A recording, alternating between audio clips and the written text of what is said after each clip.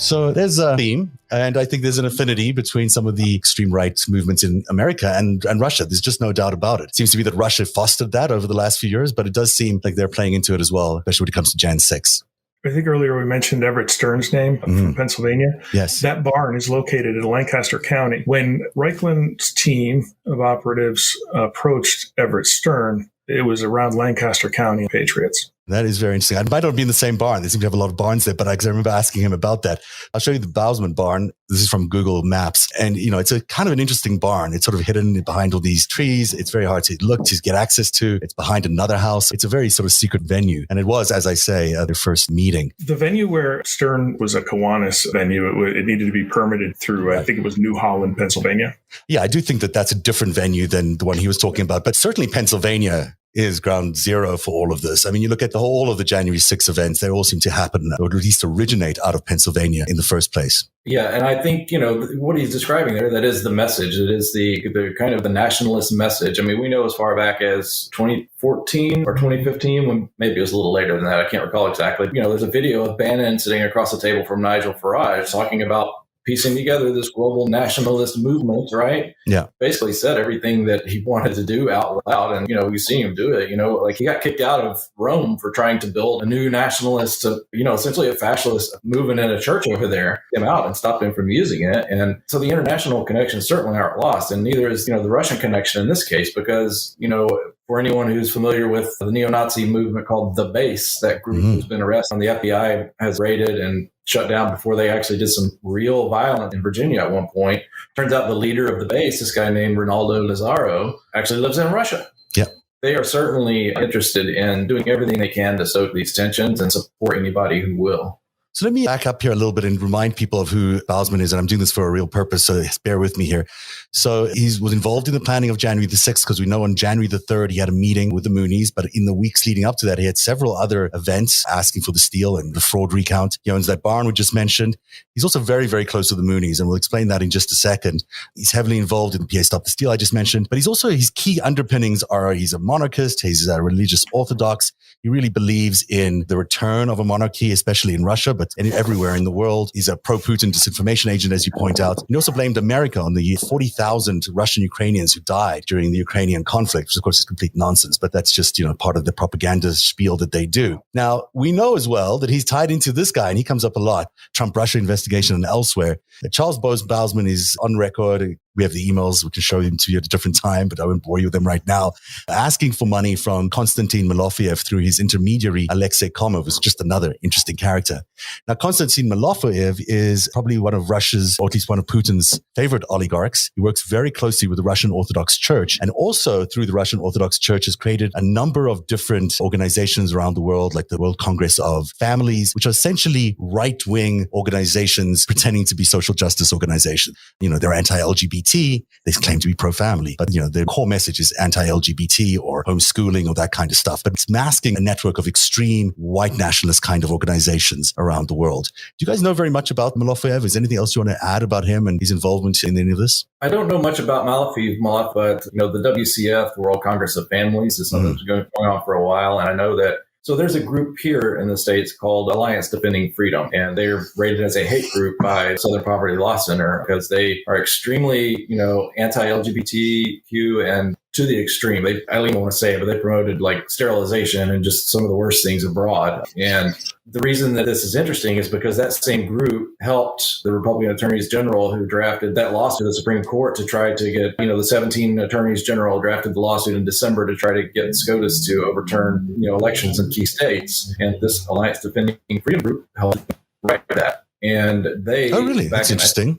I didn't know that.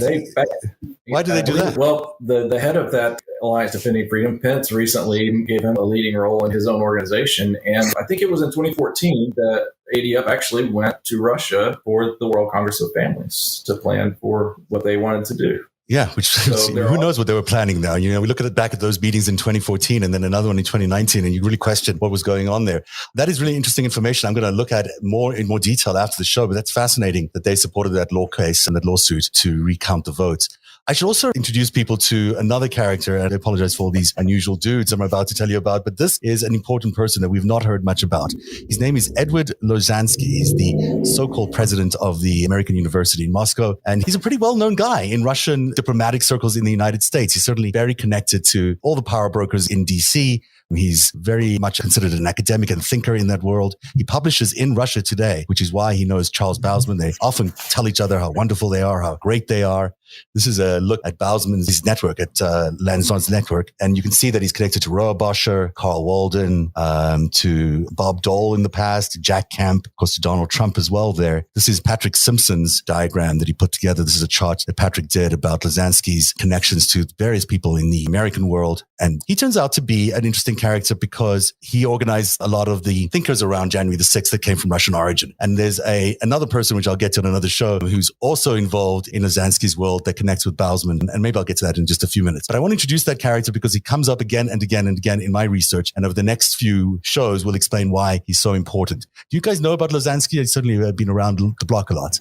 That's the first I've seen it. I know a little bit about him. I've read about him and, some of the connections and inroads that he's made over here, but it's been a little while, and so not enough for recall. Yeah. I mean, it's just something to keep an eye on to this guy because his name will show up a lot. And I raise him because he's one of the Constantine Malafia sort of inner circle, especially around Alexander Dugin, who's that theorist that some people call Putin's Rasputin.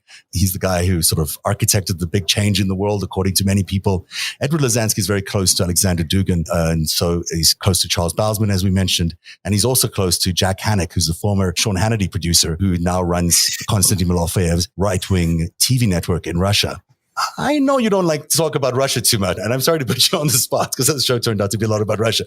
But there is a lot of Russia here. I mean, it's sort of like it's hard to avoid. I try to avoid it, to be honest. But you look at everything that you're finding out, there's just a lot of Russian influence going on. It's hard for me to look at this as a journalist objectively and say there's no Russia. And of course, Russia has all the motive to do all this. Absolutely true. And, and I don't want to try to downplay, what Russia is trying to do. They are absolutely opposed to Western democracy itself and us especially, and they want to do everything in their power to do it. And the 2016 elections, they absolutely had influence in, and they never stopped, right? A lot of their, organizing has been, through social media campaigns and those sorts of influence campaigns, but a lot of, kind of been on the ground too. And, I think it's interesting, for instance, that, I don't know if you guys recall, but back during, last summer when all the protests are going on and everything, there was a rally in Portland, like a truck parade rally that drove out through Portland that resulted in somebody getting shot and killed out there. And it turns out that the rally was organized by a former Soviet family living in Idaho or Iowa. I'm sorry, I can't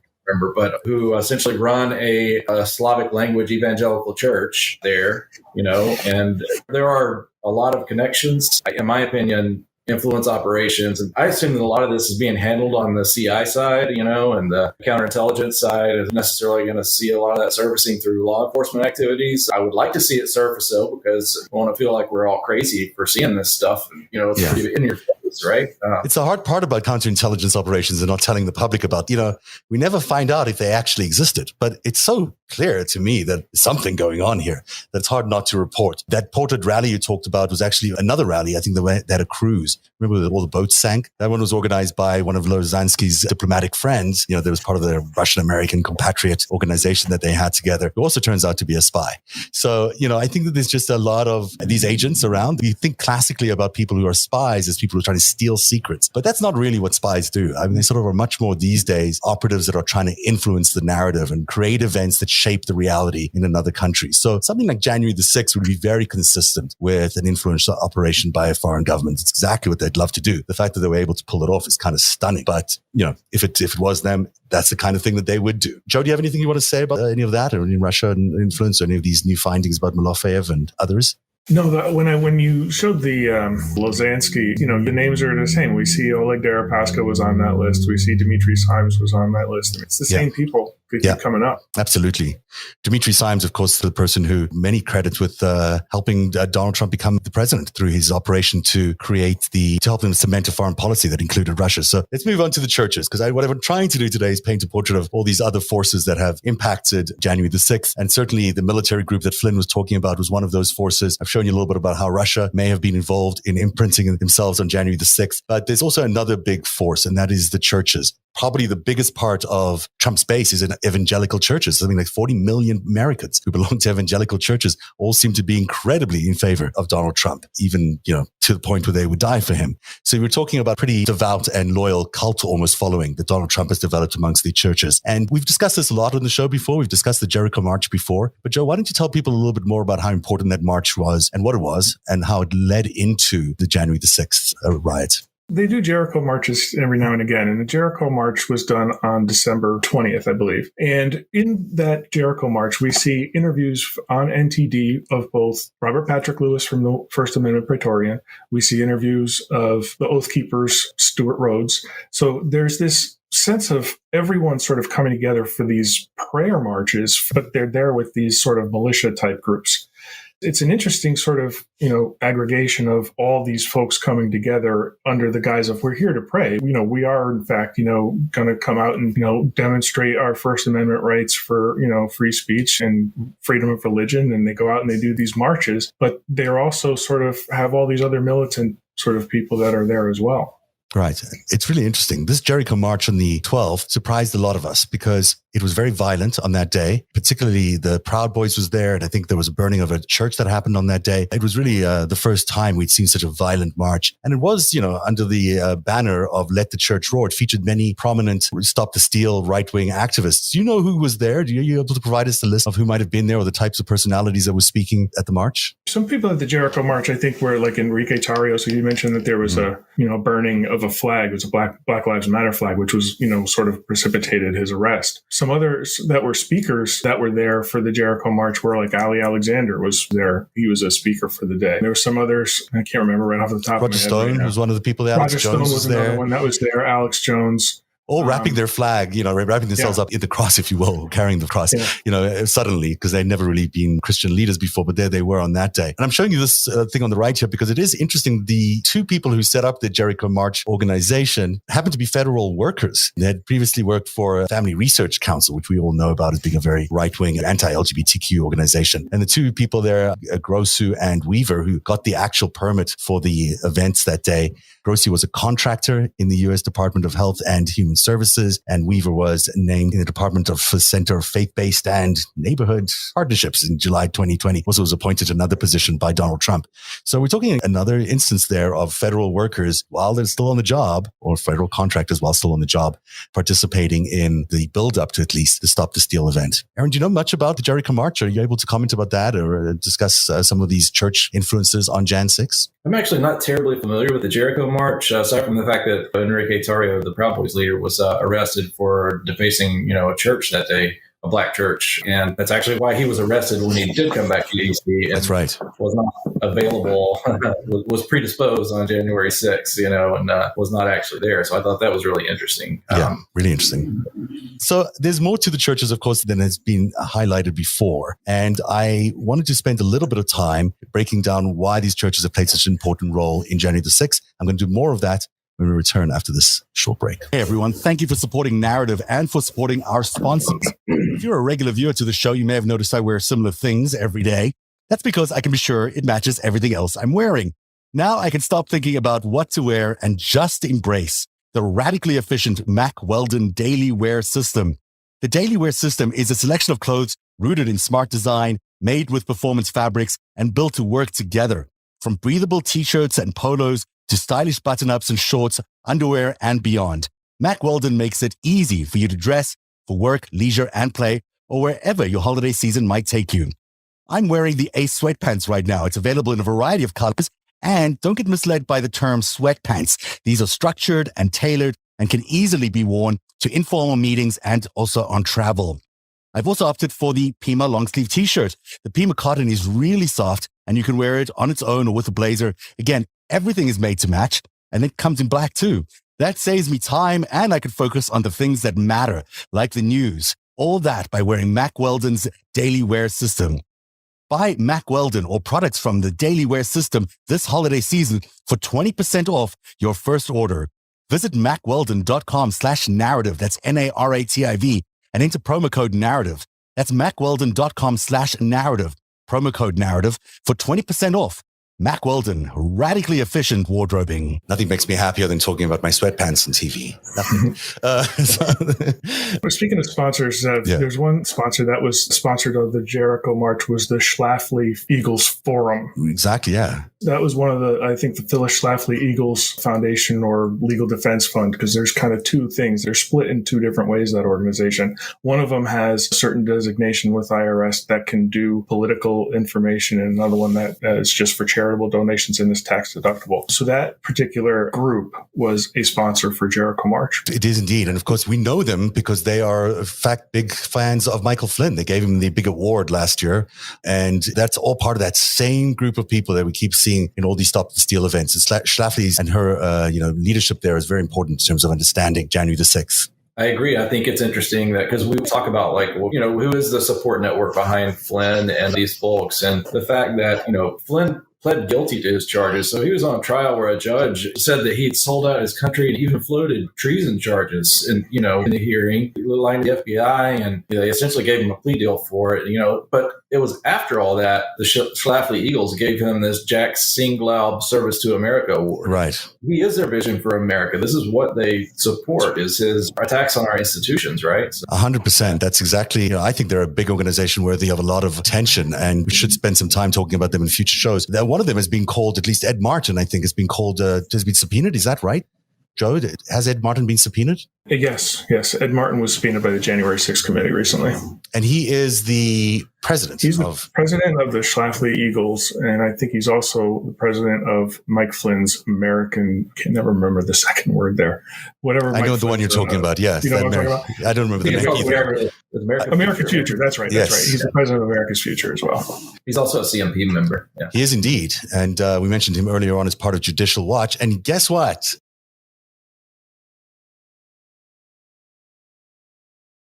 And domestic, and they have very, very strong networks that run across all the countries that are struggling with democracies and struggling with the attacks on democracy. Any thoughts about that? I did notice that you had the WCF highlighted behind him, and that's what that was. But so you have the WCF highlighted and Schlafly Eagles right under it. And there's Ed Martin, and that's pretty interesting. These overlapping networks, folks who really want to tear down our institutions. And, when people talk about Russia connections, I mean, it's easy to see why these folks are sort of natural allies with Putin and what he wants to do, right? Because they kind of have the same vision if you really think about it. Yeah. I mean, do you know who else spoke at that event? This event that you're showing here?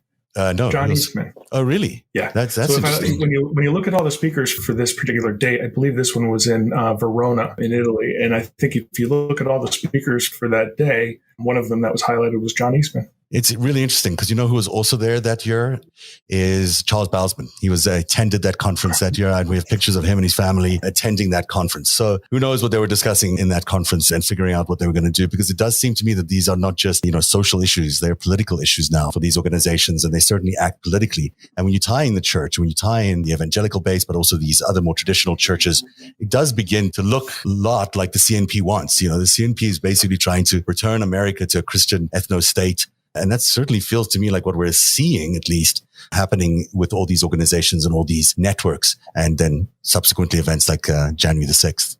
It seems like a small world, and everybody's sort of connected, and they're connected over time. And it is a small group of these folks that are widely influencing what we're dealing with now. I was just going to agree and say that, it's definitely a small world, and it seems like it gets smaller as they sort of shuffle out folks who don't agree with them and winnow down this kind of hardcore base all over there on the right? And I also see these networks, the way they sort of evolve is, on the right, the Republican Party infrastructure, at a certain point after Nixon, what have you, they started kind of allowing in various other people rather than face, being stuck in the political wilderness after Watergate for so long. They kind of allowed in some nihilistic actors to basically whoever can help us win an election, and that's when Roger Stone kind of came into the picture and various other folks. I mean, it's kind of simplified.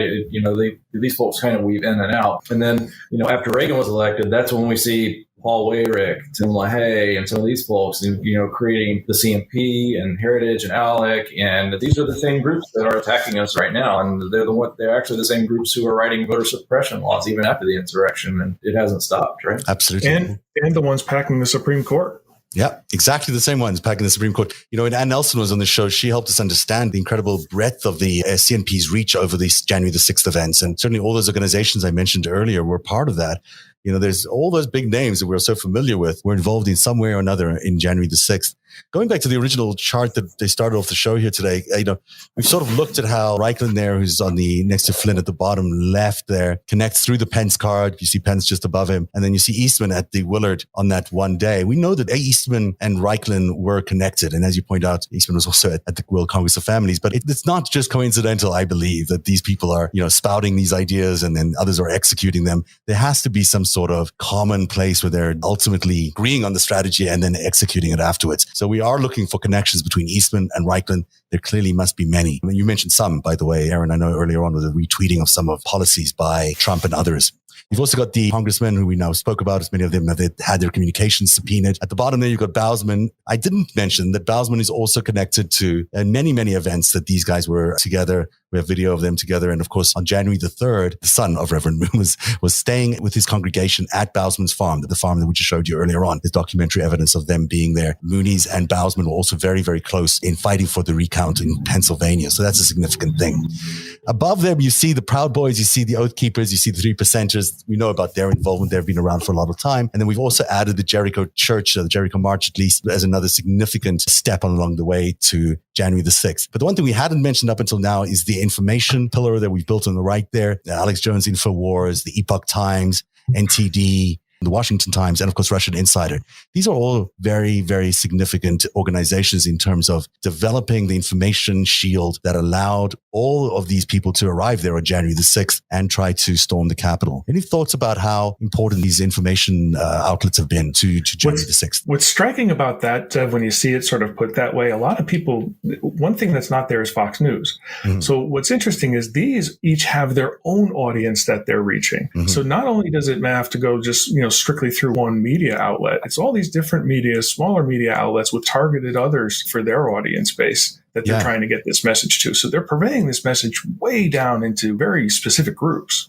Yeah, Steve Hassan, who was here on the show a couple of times, spoke about the Trump base being made up of a number of cults, and each of these different cults had their own cult leader, and the cult members would follow each of these cult leaders. It seems that the media also played out in the same way. Each of these media outlets was specific to niches and had a very loyal following amongst each of these niches, as you point out. Aaron, do you have any thoughts about this information network or about this chart in general? No, I agree. And I think it's really interesting, sort of revealing that this kind of exactly what Steve Hassan was talking about, these kind of overlapping cults, and that they're kind of bringing under the umbrella. We see these pillars coming together, and we see this picture forming when, folks like Trump go speak at a Mooney event. And, on September 11th, he was at a Mooney event, I believe, right? Yep, absolutely. I agree. It's really telling that they're kind of forming up these kind of cult movements and consolidating them using various messages that, that are unique to each community, but, and making them all feel like they're part of something separate, but they're all funneling up to the same sort of structure, ultimately. And they're all working towards helping the Republican Party recapture our government. It's playing out. And I should mention as well, our research has shown that certainly the Epoch Times and NTD are very, very much aligned with the Falun Gong, of course, but that the Falun Gong is no longer the Falun Gong of our past. It now is quite supportive of Communist Party and Xi in China today. The Washington Times is, of course, allied to the Moonies, as is OAN. Both organizations have ownership ties to the Moonies, and Russia Insider, we've discussed already, is Charles Bausman's thing. Infowars as well has ties to Russia. So, that's Alex Jones' outfit. It's pretty impressive when you think about it in terms of scale and organization. They've done an incredible job of developing a network that seems quite broad and effective and was actually able to at least create a historic moment. Certainly it was not successful, and thank God for that. But it seems like so much planning has gone into this and so much time over decades probably to pull off January the 6th. Yeah, it seems like it's a long time coming. I mean, one of the other things that I kind of think about is, a lot of this gets uncovered is, sort of to Aaron's point earlier about, what the field manuals say about the use of psychological operations. It reveals a little bit of what it is that they're taught if we see it being done on us, right? We can kind of see what they're doing. So I think, a lot of times we see redactions in documents and it's to protect sources and methods. how are these activities not really protecting sources and methods? I mean, I think this is a larger issue as well. The Department of Defense needs to evaluate. Yeah, it seems to me that the Department of Defense needs some real careful attention by the media, because we have not yet seen the full depth of support and organization that ran in towards January the 6th. And I think there's a lot of questions still about the involvement of many of the people in the January the 6th operation, the Stop the Steal event, which we've been speaking about today, have military connections that are quite deep and all tied to Afghanistan, many of them tied to Afghanistan, many of them tied to PSYOPs and, psychological operations, which Flynn, of course, is an expert in. I agree. And I think it's very telling. I'm not sure how exactly to say this, but, if you were someone who was working towards a white nationalist, Christian nationalist sort of nation, and you wanted to infiltrate, the armed forces, then the years after 9/11 provided a perfect environment for that. A lot of the anti-Muslim sentiment that was happening and all that. It was, our law, and similar for law enforcement, it was kind of a ripe environment for these folks, in my opinion, I'm not saying that's necessarily what happened or that it was coordinated, but I think it was certainly, a perfect environment for them to do that. And so what we're seeing today with this latest Reuters article, which largely just validates a lot of the research that we've been doing, is that, we have some folks who had some very specific training that we trained. We gave them military training to go and do certain things, and then they turned around and started using that against us and against our government to attack us and our government. And such a good point. Yeah, one thing that I think is also interesting is that, so Reichland had the Operation Pence Guard that came out. Donald Trump retweeted that. He got in touch with Eastman. Before too long, we saw the Eastman memo. So the Operation Pence Guard targeted Trump and the executive branch. The Eastman memo was written to target DOJ. Yeah. And then we recently learned about this PowerPoint presentation by Bill Waldron that was to target Congress. It was being circulated on the Hill. The targeted approach with different messaging styles for different audiences they wanted to reach. And at this point, I wonder, are we going to learn that somehow targeted the judicial branch as well? Is there, we know they have, right? They certainly did with Supreme Court the nominees that Trump put forward and the new Supreme Court judges. They're all, seem to be the three new ones, seem to be very much in that same vein. So just to touch upon that point about, how there's sort of a message for everybody. I think if you look at some of the things that are going on in the tour that Mike Flynn takes with his groups, the Clay Clark operation, where you have, the Reawaken America tour or the Reopen America tour and all of these these tours that are on the road. The venues they're going to are churches. And you go to these shows, they're basically shows, because as a congregant of the church, you go to this, show and there's Mike Flynn. So he have, veterans that are talking about, tyranny, and you've got veterans talking about voting machines. You've got doctors that are there talking about anti-mask and anti-vaccination. You've got a whole host of people. And then you have Christian music, and you've got pastors that are there giving their speeches. So there really is something for everyone. But, it seems to be so official. The use of military officials, the use of these, other supposedly well-known right-wing politicians makes it seem so official for churchgoers. You can't blame them in a way for accepting it as gospel because, hell, you're in church. So it's kind of very disturbing. I'm also really struck by what you said earlier about Afghanistan. I wonder if Afghanistan was not only just a trap for Americans to come and fight a war there, but also maybe a trap to step into a psychological operation. Because you've got China and Russia right there on the borders. They have so much influence over that zone anyhow. If you were trying to even just find a few select people that you wanted to try and turn or change their opinions, that would be a great zone to do it in, to bring them into that operational field like that and then try turn them. And I think that's worthy of some sort of attention too, especially with Mike Flynn. I think, that's where he really changed a lot during his time in Afghanistan. I want to say it was in 2010 was when he was first reprimanded for passing sensitive information to Pakistan. And then he was reprimanded. And then at another point, he passed sensitive information to someone else again. He actually got in trouble for that. But, well, okay, then how did he end up at DIA, a director of DIA? Right. It's a good question. Or how did he land up next to Vladimir Putin at the RT Christmas conference? That's a pretty unusual chair for him to be sitting in. I think we're out of time. Are we out of time? Well, out of time. Look at the time. It's 8:30. I didn't even realize we're having so much fun. So thanks, guys. Aaron Harris and Joe Dempsey. Tell everyone, Joe, how they can find you. At Dempsey2, DEMPSEYTWO. And Aaron, why don't you tell everyone where they can find you? I run the Clearing Fog Twitter account, clearing_fog. It's a great account. Both of these accounts are absolutely must follows. If you don't follow them yet, you have to do it because it's really interesting stuff. I cannot believe the deluge of information we got in arriving today. So I'm glad we got some of it into the show. There's lots more I wish I could have got, but there'll be other shows. We'll probably do one next week, Tuesday. We weren't planning to, but we'll do another one then. But we will be back on Friday for the after show. LB and Greg will be here, and we look forward to celebrating a little, I don't say Christmas, maybe just holidays with everybody this Friday. So please be there at 7 p.m. on the East Coast, 4 p.m. on the West Coast. As always, please consider supporting Narrative at patreon.com/narrative. And have a good night, everybody.